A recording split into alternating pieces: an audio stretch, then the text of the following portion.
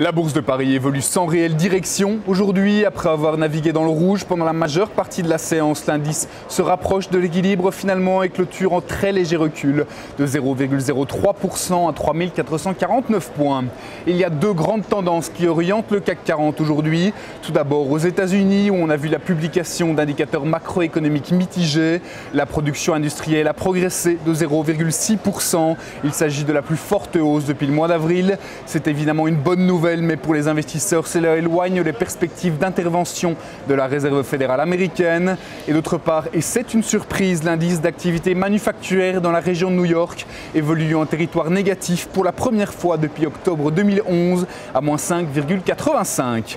La deuxième actualité, elle se situe en Europe et en Grèce particulièrement. C'est le Financial Times qui l'affirme. Le Premier ministre grec Antonis Samaras devrait demander au cours d'une réunion avec François Hollande et Angela Merkel la semaine prochaine un report de 2 ans des objectifs de réduction des dépenses.